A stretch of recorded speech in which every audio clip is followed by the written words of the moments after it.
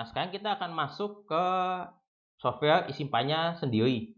Jadi, saya belum menjelaskan sebelumnya bagaimana kita mengambil software Isimpa ini. Isimpa ini bisa di-download di websitenya Isimpa. Lalu kita masuk ke download, bagian download. Nanti di sini kita bisa mendownload dua versi, ada versi stabil, versi 1.2.3. Hanya saja kalau saya sendiri menggunakan versi 1.3.4 karena kenapa saya gunakan 1.3.4 karena tutorial yang dibuat oleh Isimpanya sendiri referensi yang digunakan adalah yang 1.3.4. Jadi saya mengambil 1.3.4. Saya mengambil 1.3.4-nya ambil di sini. Jadi ambil yang nightly build version.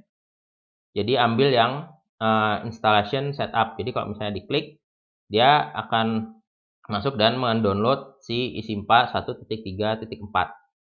Ini saya cancel dulu karena saya sudah ada. Setelah diinstal, instalasi seperti biasa saja, nanti kita akan bertemu antarmuka yang seperti ini. Nah, yang pertama harus dilakukan adalah karena tadi kita sudah membuat geometrinya di SketchUp, kita bisa mengimport geometrinya. Jadi kita masukkan ke di sini sebenarnya ada beberapa fitur yang kalau misalnya mau membuat geometrinya secara khusus langsung dari sini, cuma karena kita langsung menggunakan sudah membuat geometrinya, kita pakai itu saja.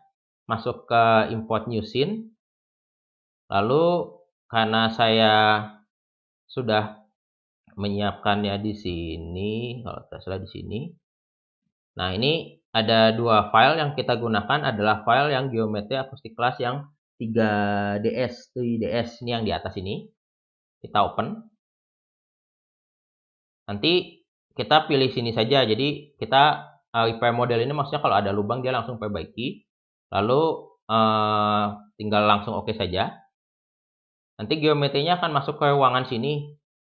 Terkait dengan kontrol dari softwarenya sendiri, kalau kita melakukan klik kanan di mouse itu bisa digunakan untuk memutar-mutar geometrinya. Yang ke kiri kalau misalnya kita maju mundurkan, klik kiri sambil atas bawah ini melakukan untuk zoom in zoom out. Sementara untuk tombol yang di tengah yang scroll ini bisa buat menggeser-geser. Nah, tahapan pertama yang harus dilakukan di sini adalah mendefinisikan bidang. Sama halnya dengan kita menggunakan perangkat lunak yang lain. Ini salah satu yang saya suka dari Isimpa bahwa untuk menggunakan perangkat lunak beberapa yang lain sebenarnya alur kerjanya sama. Kita buat geometri, kita definisikan bidangnya seperti apa, materialnya seperti apa, lalu nanti kita lakukan simulasi. Nah, ini bagaimana sekarang saya akan coba tunjukkan bagaimana kita mendefinisikan bidang. Jadi nanti kita masuk dulu ke surface ini. Nanti di surface ini dia akan ada objek 0. Objek 0 ini adalah merepresentasikan bidang yang telah di-meshing oleh si software yang digunakan tadi. Jadi ada yang bentuknya segitiga seperti ini. Nah, ini kita perlu mendefinisikan bidangnya seperti apa. Sebagai contoh kita mulai saja. Saya buka. Ini bisa dua metodenya. Saya tunjukkan kedua-duanya. Yang pertama adalah kita pilih dulu bidangnya. Ini bidang 00.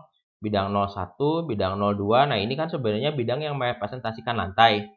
Jadi kita bisa klik kanan, lalu send to a new surface group. Nanti di sini akan ada grupnya nih. Grup ini berisi bidang yang kita definisikan sebagai lantai tadi. Ini kita beri nama saja, rename sebagai lantai. Misalnya seperti itu. Nanti bisa juga dengan cara yang kedua. Jadi kalau cara yang kedua, kita klik kanan di surface, terus add a group. Misalnya yang sekarang kita mau masukkan ceiling atau langit-langit. Nah, ini untuk langit-langit saya misalnya buka, kita cari dulu bidangnya yang mana. Nah, ini nih, ini bidang 025 024 ini merepresentasikan langit-langit nih. Jadi ini kita bisa masukkan, kita bisa klik kanan, lalu move to an existing group. Ini masukkan, kita pilih labelnya langit-langit. Ini semua kita lakukan untuk semua bidang. Jadi kita mendefinisikan misalnya kalau di sini, kalau saya lihat tunjukkan di sini, ini ada ada bidang yang merepresentasikan dinding tapi ada kacanya. Jadi yang kotak di tengah ini kaca, yang ungu ini adalah dinding.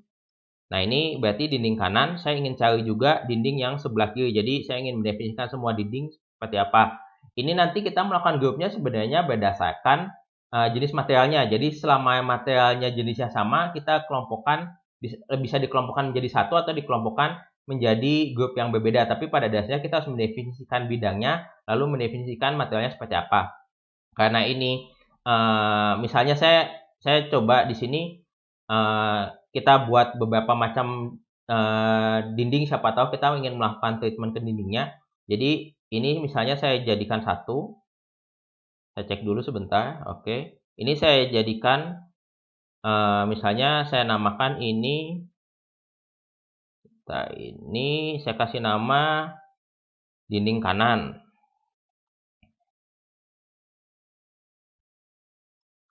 Lalu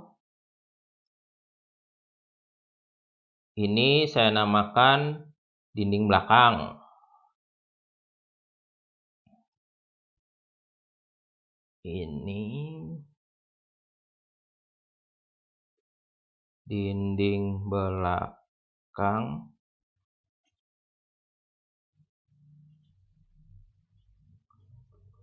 Lalu ini sebagai, ini terlalu banyak nih. Ini saya kasih nama misalnya dinding kiri.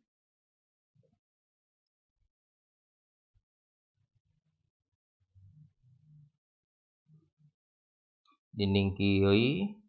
Lalu ini sebagai dinding depan.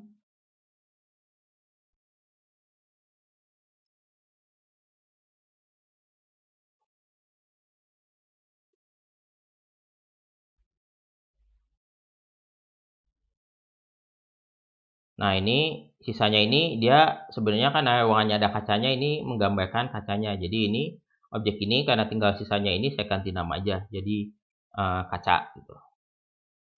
Nah, kalau misalnya sebenarnya untuk definisi geometri bidang seperti itu saja, dan kalau perlu dilihat di sini, ini nanti pada saat kita memilih surface ini kita harus mendefinisikan materialnya apa. Ini nanti kita masukkan di sini. Misalnya kita pakai materialnya, kita pakai berapa persen absorpsi atau kita definisikan. Nah, untuk pendefinisian materialnya akan dijelaskan di segmen selanjutnya. Jadi sekarang hanya sampai berhenti ke identifikasi geometri ruangannya. Jadi sementara itu saja. Sampai bertemu di segmen selanjutnya.